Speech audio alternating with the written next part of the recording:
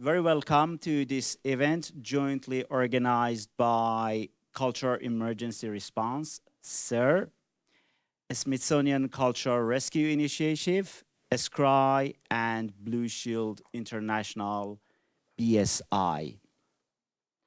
The panel is on the occasion of the 70th anniversary of the 1954 Hague Convention for the Protection of Cultural Property in the event of armed conflict.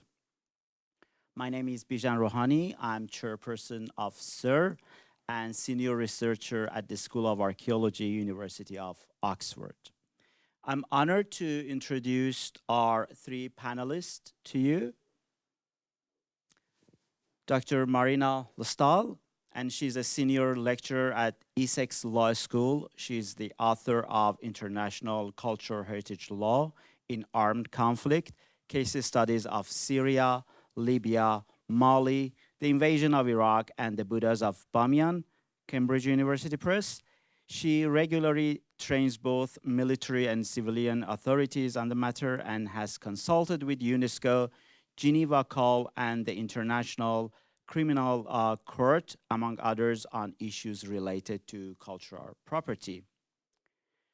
We have Dr. Emma Conliffe, and Emma is the National Committee Coordinator for the Blue Shield.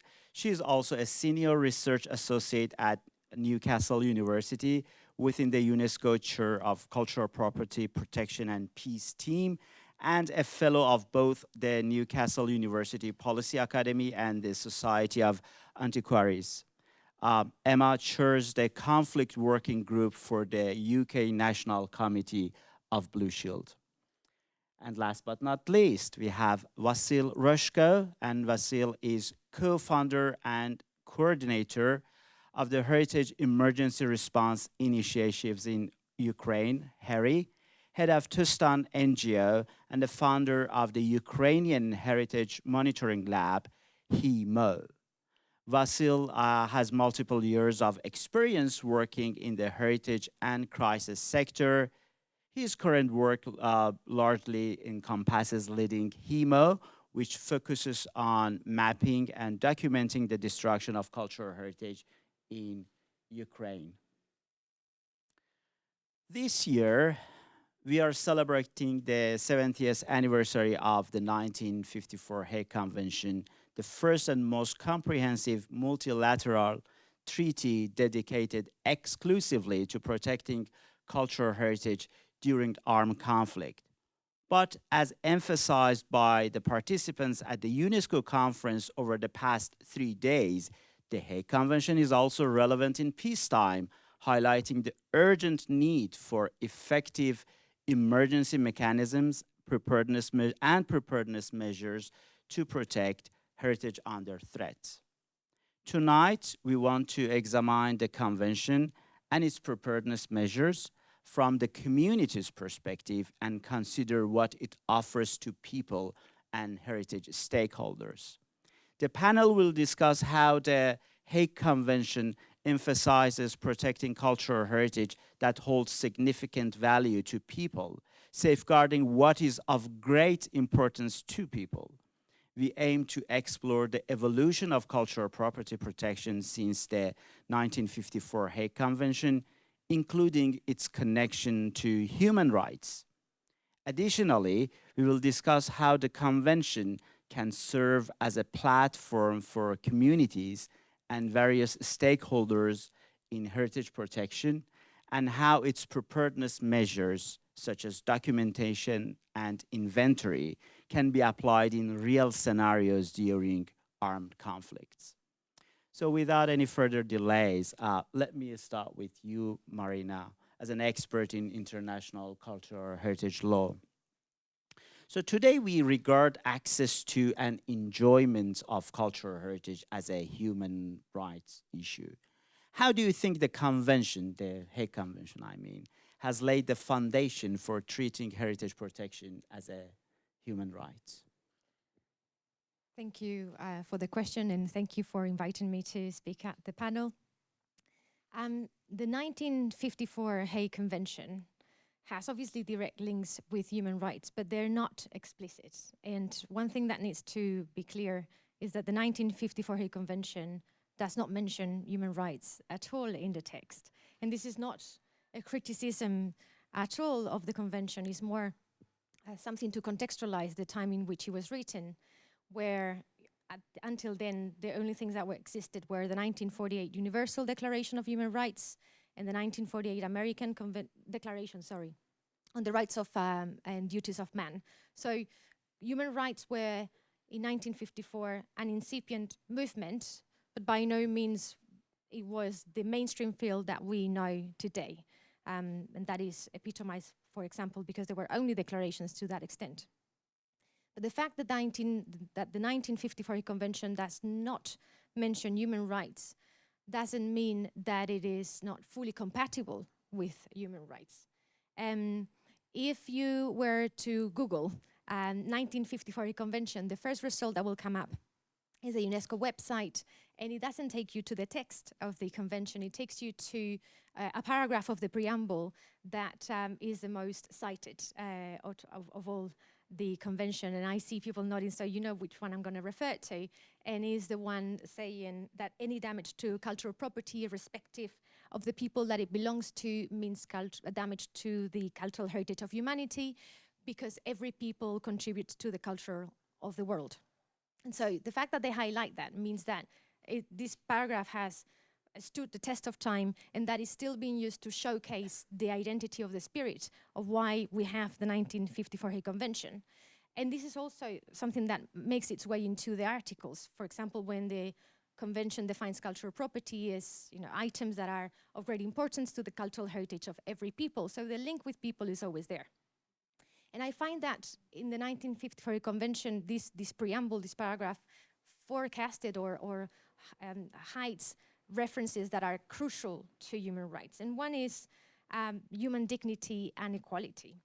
To say in 1954, when colonization was alive and kicking, that all cultures and all cultural heritage belonging to a people, whatever that people would be, mattered, was very avant-garde, and is a testament to regarding each people's contribution as equal and not constructing hierarchies between cultures. So I think that is a link or a wink to what will become human rights.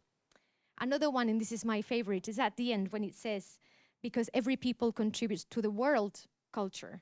And I find the use of the term world very intriguing, because it seems to be referring to, or it allows to refer to other generations, past and future. The world was here before we were here, is here now, and it will still be here when we're gone. And this is a recurring theme in I think all UNESCO conventions, that it puts us in a position of trustees, of guardians of cultural heritage, being a link between past and future generations. And this is a new novel topic on human rights that is now the human rights field is starting to pick up or grapple with. And only last year, in 2023, they issued the Maastricht Declaration on the human rights to future generations, which for those of us who work in UNESCO Cultural Heritage Conventions, that's already known. So in a way, I think that also the 54 Hague Convention anticipated concepts that are now becoming mainstream in human rights. So I could go on, but I'll leave it here. Thank you, Marina. Next, I want to go to Emma. You work with the Blue Shield, an NGO dedicated to protecting cultural heritage in times of conflict and crisis. But the Hague Convention is a high-level treaty between states. So how can the Blue Shield movement in general help implement this high-level legal framework for communities and people? Thank you. I think that's a really important question. And I'd just like to start by thanking you for letting me be here today. And I'm not just here for myself, because Blue Shield has 33 committees around the world and another 7 in formation. So we've got a worldwide movement that I'm going to just sort of touch on just a tiny set of examples of. And we've got some brochures at the back of the room if you want to know more.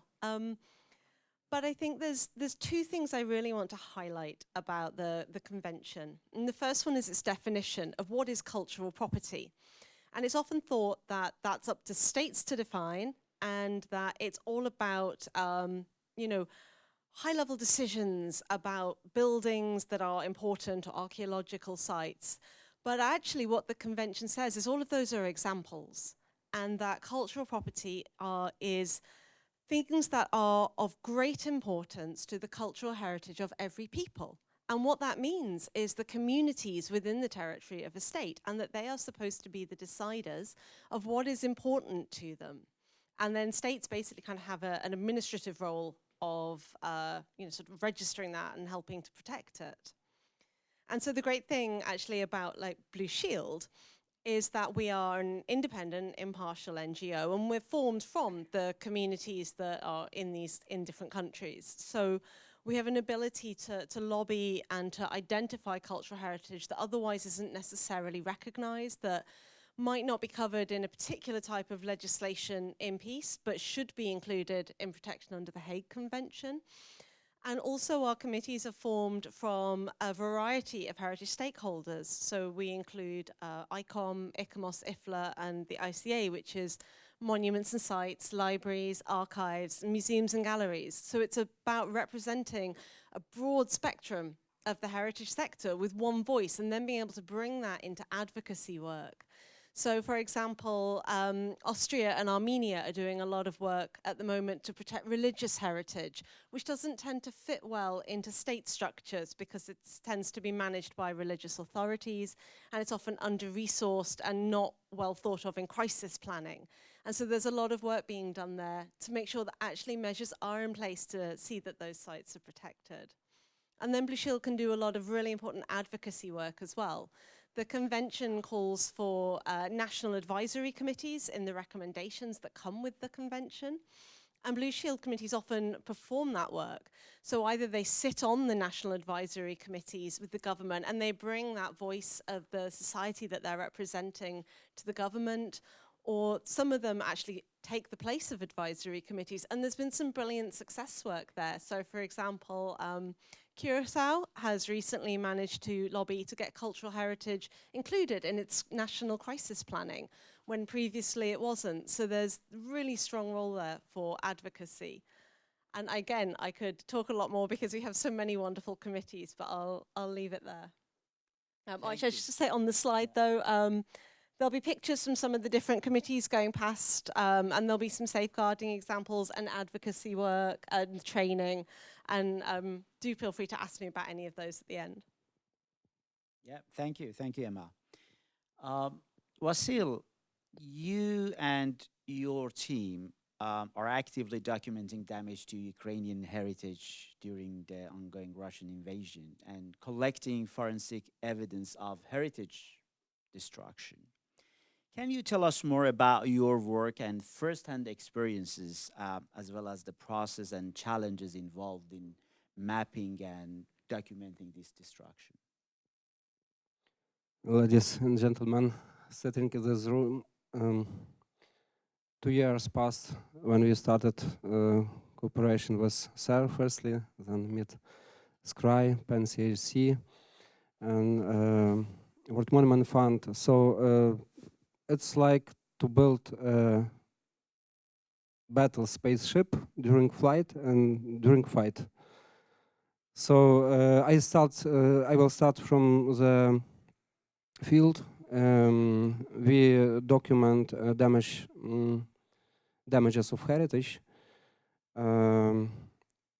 We started document for stabilization and renovation, but like most important part is about forensic documentation. And so it's also witnesses. Sometimes we do 3D models. In some cases, it's the only what we have when wooden charge falls down. But it's only the middle of the past. To go into the field, we should work with lists. And you should understand that as for now, we have more than 6,000 objects from different resources. So as for now, we know about 2,000 of damaged objects in Ukraine, but they duplicates coming from different lists, and taking into account that we have not yet a machine-readable register official, so we put from the site manually 19,000 of monuments to work with them. So work with the list is a huge work to prepare expedition, then to prepare routes, safety, and so on.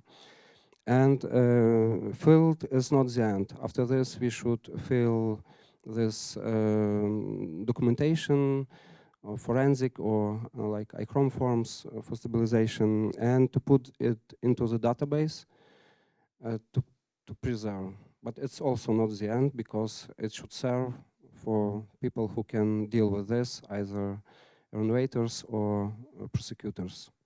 So there are hangouts at the end of the room, so I just touch the main important things. Now we are 25 people, generally from different spheres: museum workers, NGOs, architects, IT specialists, culturologists, but generally we cover different expertise, working together also in museum digitization. And we are acting thanks to our international partners, SERS, CRY, World Monument Fund, and Pan Cultural Heritage Center. And so first we started with Ministry of Culture site to get objects to move into expeditions. But when it stopped, we developed this capacity inside HeMo. Also, so as I told, we visited more than 800 museums in the field. We have local field also in the Kharkiv, the most productive, because they are there. Also people in Kyiv, in Odessa. Also with partners from SCRY, ICOM, we also work on looted museums with PAN CRC. But also, you know, in 2014, I was shortly in the ministry working with museums. And as you know, all inventory books are on the paper in Ukraine. So, and it's stored in museum, and when we lose museum, we lose all the information. So then we decided to, Crimea was lost already, temporary, I believe, but we decided to tell museums to do photocopies of inventory books. And like 8 years passed, and now it's the only information about Melitopol, Mariupol museums, Kherson museums. So, so it's shortly, but later I will continue. Yeah, great. Thank you. Marina, coming back to you. So let's discuss more about the current gaps as you see in the 1954 Hague Convention that stem obviously from the context and time in which it was written and ratified. I guess this is the part where I have to criticize the 1954 Hague Convention a bit, with hindsight, with the benefit of hindsight. So before I go ahead and do that, let me preface it by saying that I really like the 1954 Hague Convention. I think it's a great convention. And yesterday I was thinking about it, and I realized that it's probably my longest relationship. I have been writing, reading, applying the convention for 15 years. And that has developed I have a personal rapport with it. And so when I open the convention and I have to work with it, I'm like, oh yeah, here you are. I like seeing you, whereas it doesn't happen with other conventions, but this one has a positive feeling. And I think it might be as experience of people in the room that it is flexible enough that it gives you some leeway when you have to seek an interpretation, and it's also specific. enough that it gives you answers. But if I have to pick one thing in hindsight, is the definition of cultural property, as you know, paraphrasing, items of immovable and movable nature that represent the cultural heritage of every people, such as, and then there's a list of historic monuments, archaeological sites, and all of that. It is, as it's written, a bit Eurocentrist and a bit monumentalist. And so that led me to question to what extent the 1954 Convention really captures the world's cultures. And I'm thinking specifically of ethnic minorities or indigenous groups that find their identity, that tell their stories, that their symbols are not necessarily connected, cultural symbols are not necessarily connected to a building, to a structure that has been built, but to elements of nature. Forests, rivers, trees, mountains, and that are appreciated by these communities, not because of their environmental value, but because of their cultural dimension.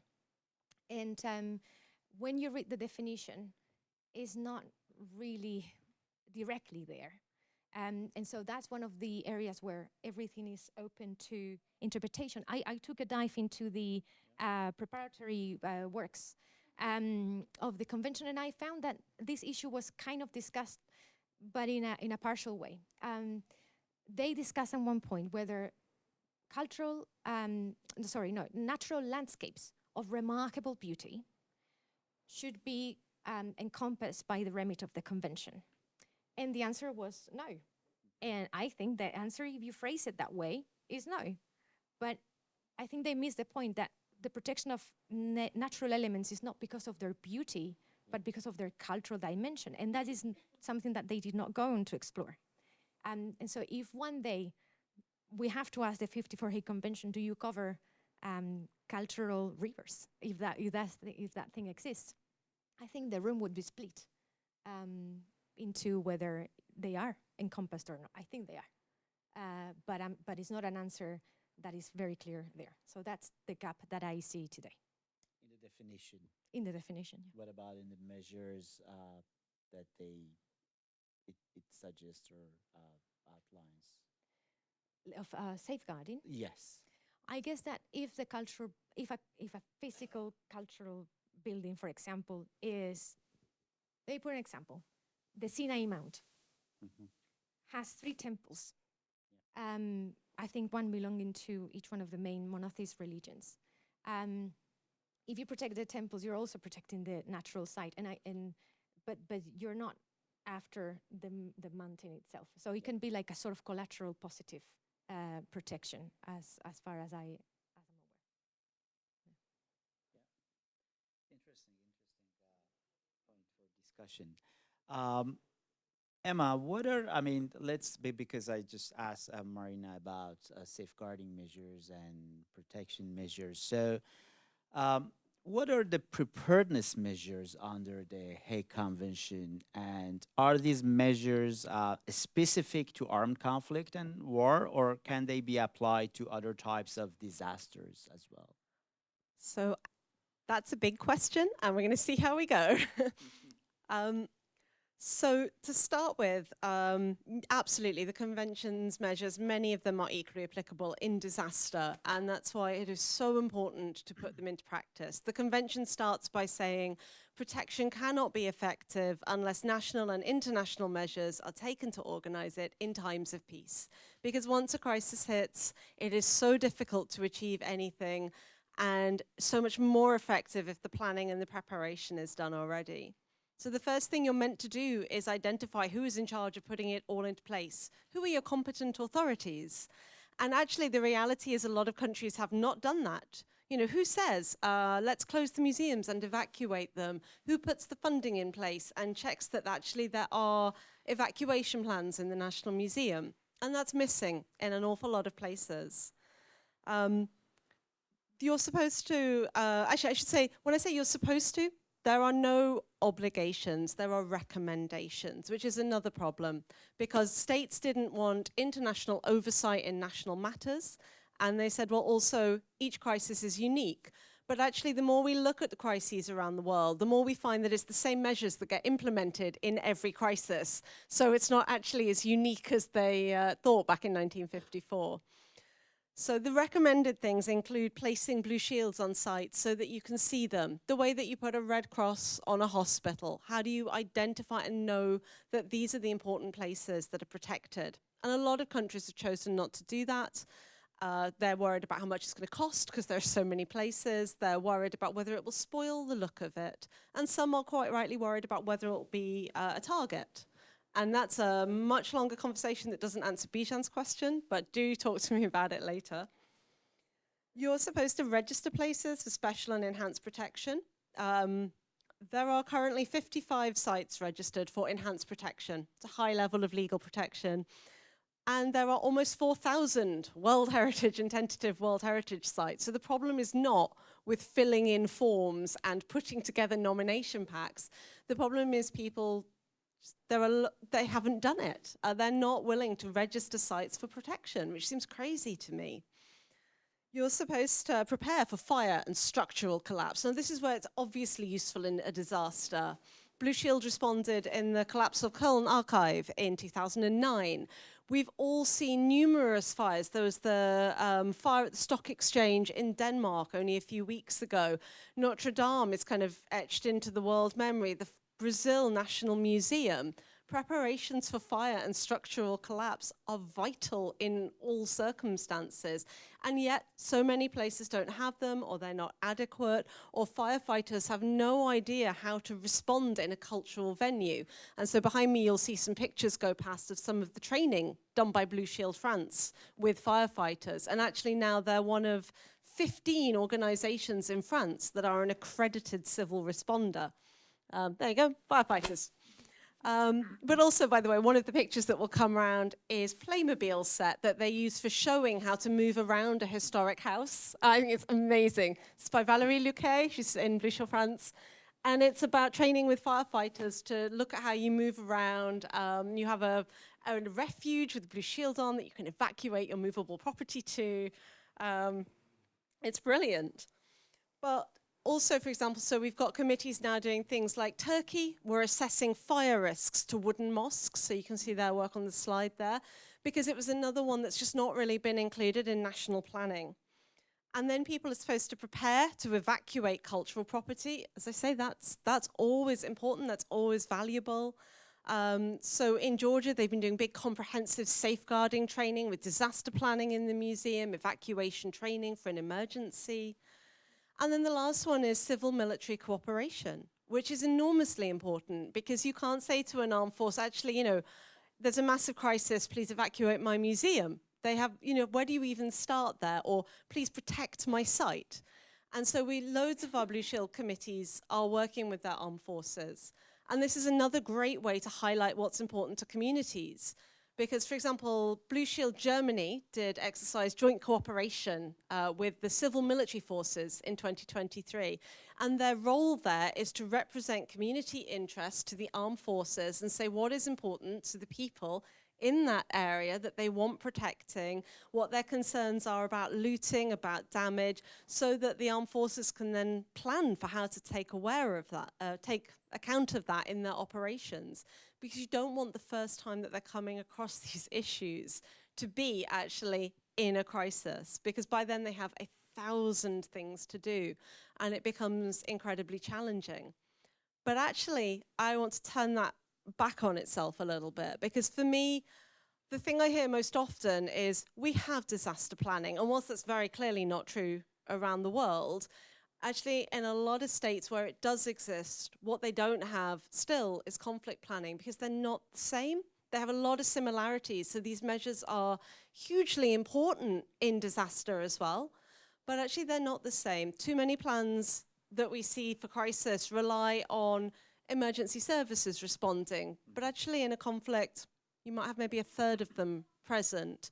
They rely on the assumption that there might be power, but actually the power might be down for a long time, that your staff will be present, that they won't be refugees, that they won't be displaced, that of course they will all turn up. And so the planning measures are different for conflict, but they're very complementary. But what we really need to see going forwards is people understanding the differences as well as the similarities. Great, thank you. And I'm sure that our audience in this room, they are familiar with the convention and expressions in that. But because you said enhanced protection, is that possible in just 2 seconds? Sure. Clarify what's the enhanced protection? Yeah, sorry. Very briefly, thank you. So the convention itself gives a level of what we call general protection to all places of great importance that are of importance to communities. And then in the second protocol, which is a sort of addition that comes out 25 years later to the convention to update it a little bit, they bring in what we call enhanced protection, which means that any military activity on a site is completely prohibited if the site is registered for enhanced protection. And if your enemy were to use the site, so you have to operate there anyway, then there's a lot of restrictions placed about how you operate on that site. So it has this very high level of protection under international law and strictures about how armed forces are supposed to act. And we've tested it on military exercises, and it's very effective, so, and yet very underused, which I think is a real shame. Good, thank you. Vasyl, your Heritage Monitoring Lab is a civil society initiative that arose from the needs expressed by local Ukrainian communities. The people whose heritage is at stake are crucial stakeholders.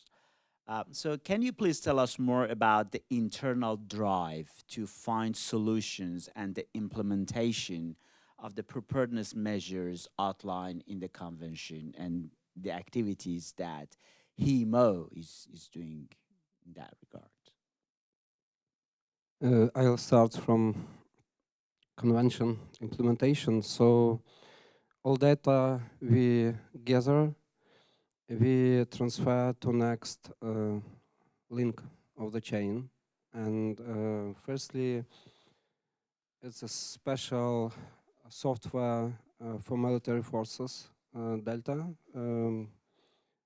system of operational awareness.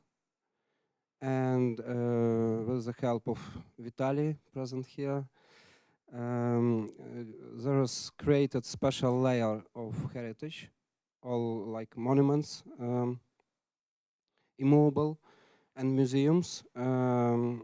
So everybody who uses Delta in army can see this. And on the other hand, there is second layer of damaged objects, which is like for war crimes investigations. And it's very important because it's official system, and we transferred this, and it becomes a part of next prosecution. Also, we we are planning to train military forces how to understand this and use. Of course, we have a big problem with this because we have a legacy of imperial and Soviet heritage. So in these objects, there are including Soviet monuments for Red Army, as wooden churches, really all Ukrainian heritage. But it's another question. And very important for us is, of course, CPP in the army creation to access. As civilians, we cannot access zones of fire and, of course, occupied territories. But also talking about qualification, so it's the next question for lawyers. Is this crimes of aggression or war or against humanity? But we work and created another organization also thanks to Vitaly, Lemkin Society, and gather information because it's like a cultural genocide. But it's next after us level of actions. About local communities, I wanted to tell that um, thanks to decentralization, it became much easier to reach heritage than through central government, and to communicate later about this. But also it's like, for us, it's not about emergency only. Um, like because we are here because many years we had paper accounting and bad heritage management. So for us, for Ukrainian professionals, it's a possibility to jump and to prevent this in future. So our task is not only to deal with damages, but also to create these inventories, digital tools, and so on. And like great vision is that society should play its role. Heritage should play its role in life of society. That's why we should open this from funds, we should digitize this, we should take care of this. And like it's a way also to open society, not closed in some funds, in museums, not visible or neglected on streets. But nobody can do this alone, so it's like partnerships, and we should do this together, building ecosystem. So it's not just local communities, but rather network of professionalists and partners. And I think that community is not only people who live there, but those who take care of this. And this heritage belongs to all Ukrainians, and we all are responsible for this. Thank you. Yeah, thank you. Um, this last question is really for all three panelists, but each can answer briefly from their own background. So Marina, from a legal perspective, Emma, from the standpoint of someone who's working in an international organization, and Vasyl from his direct experience in the conflict. The question is, considering recent experiences and the lessons we have learned from them, how can each of us act differently in our fields and be better prepared for future crises? And I start with you, Marina, please. Well, me personally, I don't know. But when it comes to international community, legal people that create legal documents, I would say that it's time to make history. And then next time that there is a new international criminal tribunal or a hybrid international tribunal, which might be the case with the war in Ukraine and others, can they please, when they think about the crime against cultural property, adopt the wording and the parameters of the 1954 Hague Convention? Because before the 1954 Hague Convention, there was the 1907 Hague Regulations that contain an article that says that as far as possible, historic monuments, buildings dedicated to religion, art, history, and hospitals as well, should be spared as far as possible, unless they're used for military purposes. And when World War II broke out and it was finished, it was considered to be over-inclusive, too generic, and that's why the 54 Convention was conceived. But when you go back to, when you move forward to the 90s and to the late 90s with the statutes of the International Criminal Tribunal for the former Yugoslavia and the International Criminal Court, they take 100 steps back. And instead of adopting the violations of the 1954 Hague Convention, its definition of cultural property, they emulate once again the 1907 Hague Regulations, and that is at the expense of sometimes movable property, the very narrow concept of a tax, and the use of cultural property is not criminalized. So I would say be consistent with the times, you know, yeah. Okay, thank you. You, Emma. From my perspective, we have committees around the world responding to crisis. And I think the takeaway for us is, don't wait for crisis.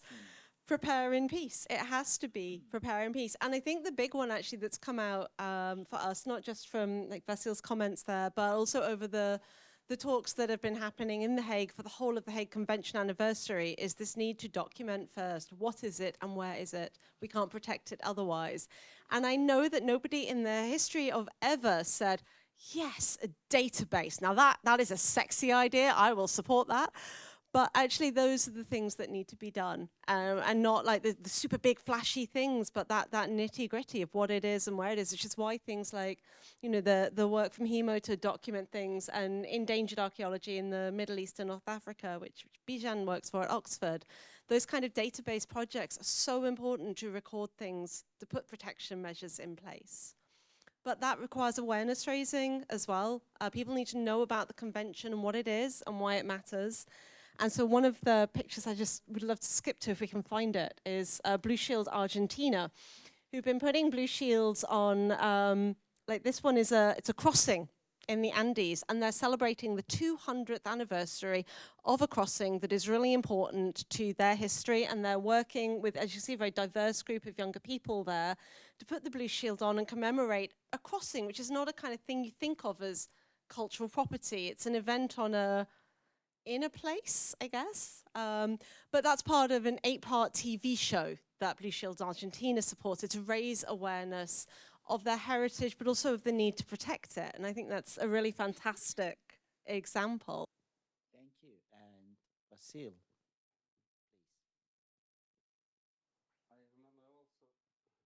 Do you hear me? Yes. When in 2022 I presented here for the first time idea of Heritage Monitoring Lab. Also, a response was that it's not sexy for donors, like database is not very nice. But how can we preserve heritage when we don't know how many museums do we have? Like we have a list of 2,500, but there are much more. I think at least 4,000. In each museum, thousands of artifacts. And as for now, ministry prepares, I think, 100,000 objects of immovable heritage, because officially it's only 19,000 now. So we should have these inventories. And but we should not only do like database. We believe that heritage should touch people even during the war, like wounds in Kharkiv. So as CRC, we think about some memo plates. They should understand why should we protect. So the war united Ukraine, hate united in one day. But I believe that heritage can unite in positive way. But we should work on this, how to interpret this, how to explain to people as professionals. Secondly, challenges combining emergency with development, because it's very hard to do this at the same time. But when you do only emergency, you will never get out of this. You should plan and do some strategic things and implement them, and then in some time it will work. But it's very hard to do during the war and in danger. Also, you know, when we did photocopies of inventory books of museums in 2014, like nobody needed this for almost 10 years, you know, but only now it's the only information we have. So you just should believe that it's proper to do.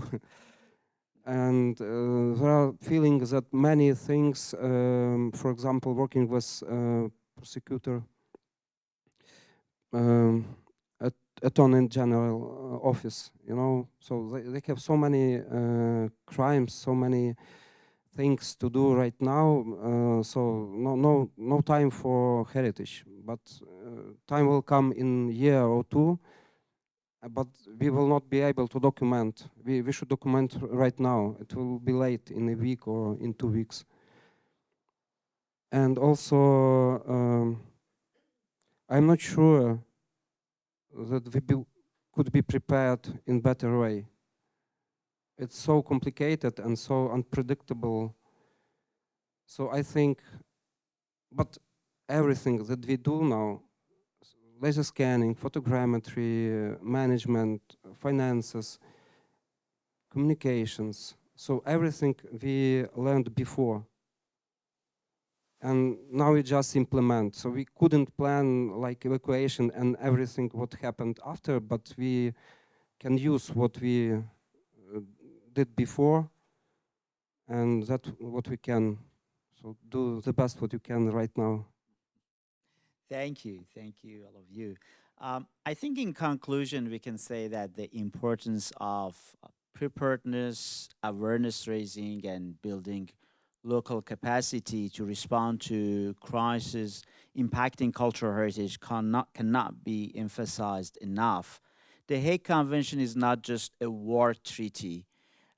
It also lays the foundation for community engagement in heritage protection through its preparedness measures in peacetime. This makes it an invaluable tool for heritage professionals as well. Looking ahead, collaborative initiatives between different organizations, such as what is happening between SER, BSI, and ESCRI, are vital. These partnerships aim to equip heritage custodians and professionals with the skills and knowledge necessary to protect cultural heritage under threat. By fostering cooperation and enhancing local capabilities, we can ensure that our shared cultural heritage is safeguarded for future generations. We have to conclude the panel here. Big thank you to our panelists for your very interesting discussions from different angles, legal, Blue Shield, and first-hand experience in conflict scenario. And thank you very much, great audience, for attending this panel. I think there's a drinks reception, and all of you are invited to continue your discussions with the panelists. Thank you very much.